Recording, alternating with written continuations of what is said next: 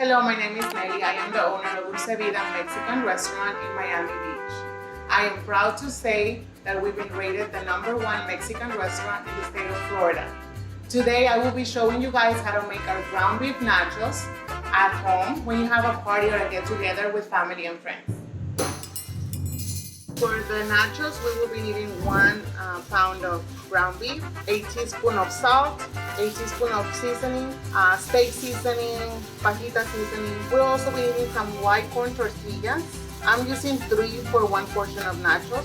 You cut them in triangles, and then we'll be frying them to make our homemade tortilla chips. For the garnish, we will be needing some avocado, cilantro and onions, some tomatoes because I like extra onions on mine. I also use sour cream and grated cheese. I usually mix mozzarella and Chihuahua to mix with our nacho cheese that we'll be making in a second.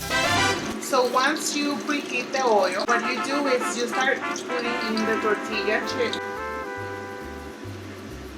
Why I prefer to make the nachos like this is because the tortilla chips, once they're done, they taste much more fresher. But if you want to save the trouble of doing this, what you can do is just buy regular tortilla chips at the grocery store and make them like that. And it'll save you, time, but this will be like the ideal way of making it. This will be done prior to cooking your meat. You want to have them ready and you don't want them to be too hot when you serve them, because that'll, once you pour the hot cheese into the chips, it will just ruin the whole, crispiness and the way a tortilla chip should be.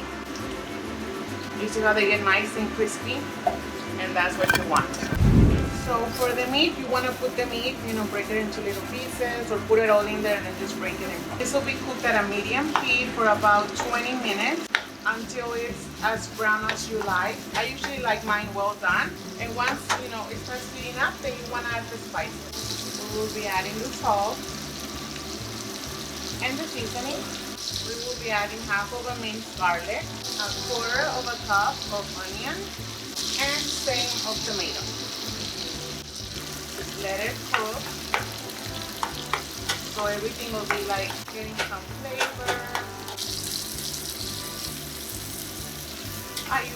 What I usually do is once the meat is cooking, I like to cut up like all the garnish for the nachos.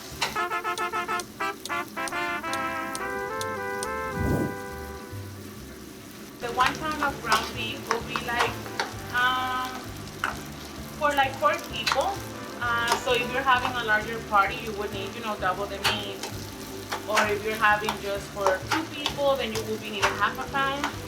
So once the meat is golden brown, which that's the way I like it, then we're gonna go ahead and make our nachos.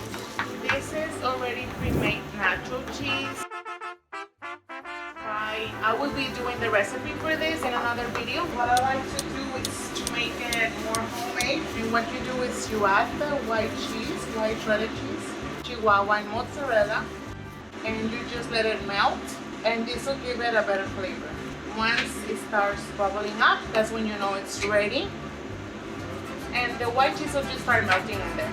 It's kind of like a queso fundido, but for nachos. Okay, so now that we have the chips ready, our queso, our ground beef, nice and brown, what we're gonna do, get some cheese. And do you see how this just blending like a queso fundido? This is like how you make it homemade. You start pouring it into your chips, depending how cheesy you like them.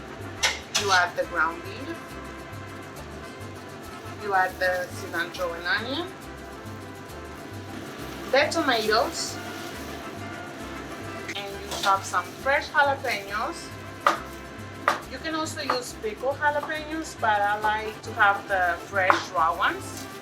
And then the avocado, of course. I like to put mine in slices. You finish with the sour cream. And we have the famous Dulce Vida nachos.